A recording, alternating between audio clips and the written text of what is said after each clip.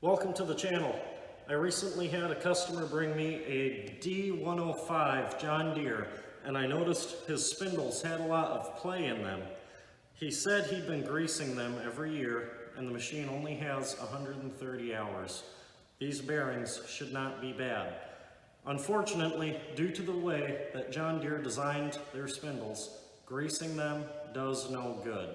They put sealed bearings in here and they left the seals on the bearings. You can fill this whole cavity with grease. It will go up against the seals, but it will never get inside the bearing. I'm going to show you how to disassemble this, remove the inner seals, put it back together, and then you can reinstall it on your deck and it will last much longer. The first step is to drive out this shaft. One side has a pressed on collar, the other side has a collar that is one with the shaft. So we are going to hit the side with a pressed on collar. This is a junk spindle, so I'm not going to do it. But if you are reusing yours, you must put the pulley nut on these threads so you don't damage them as you hit the shaft. There's also an indent, so you could put a punch in there if you want to. But for demonstration purposes, I'm just going to hit the threads. So you can put this in a vise, or if you have a table that has a hole in it. And what you want to do is just hit the top right here.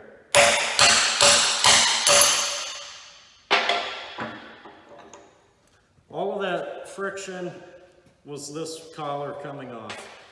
It slides in the bearings easily. So you pull that out, and there's a sealed ball bearing on both sides, and they're not in too tight. I can about pull this one out. We'll just have to use a drift to get in there. They come out pretty easily, and if you look at it, one side has a dust shield, a metal one that was facing outward, and the inner side has grease all over it because the guy had been greasing, but below that grease there is a seal, so the grease never went inside the bearing. So you want to get yourself a pick and you just go right between the outer race and the seal and pop it off just like that, and now you can get your grease in for all of these balls. You want to do the same thing on the other side. The right way is to put this in the vise. So you want to knock out your bearing.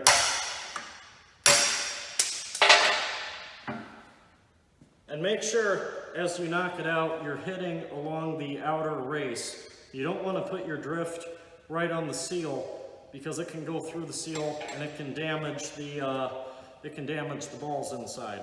But we'll pop off our seal. And we have a bearing that now can accept grease.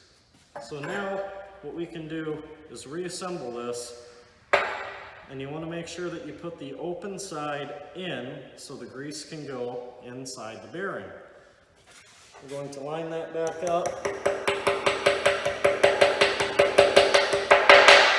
When you're installing a bearing, it's good practice to apply force to the race that has the friction. You don't want to use the balls to transmit that force, say from the inner to the outer race.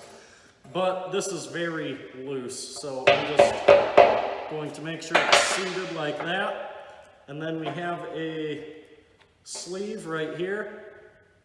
This is designed so that the two inner races are up against each other, and when you tighten your pulley nut and when you put in your blade nut on the bottom, it sandwiches this in between the inner races, so that way there's not a axial stress in the bearing.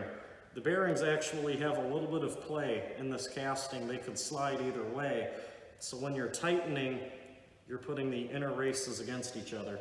So make sure you get that sleeve in, and then we will do the same thing here. Put the open end toward the center, and then we'll just tap it in.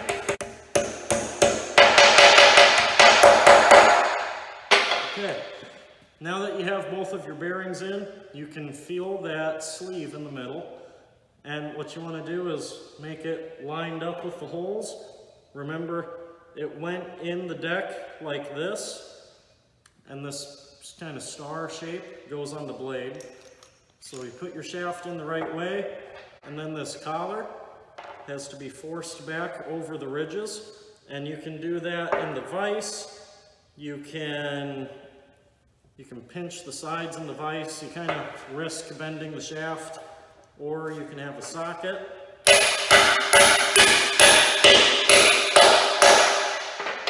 And you can drive it on just like that, and it should spin free. There should be no hang up when you're done. And now you want to pump it. You want to pump it with grease until you start to feel a little resistance. And that's why you use a hand-operated grease gun, not an electric one. You'll feel it when the cavity gets full and it goes up against the bearings, and then you stop. You don't want to over-grease it. But with that trick, this will last probably 1,000 hours if you keep greasing it. And that's a lot more than the 130 that the factory ones quit at because they weren't greasable. If you liked this video, please like and subscribe, and there will be new videos coming up soon.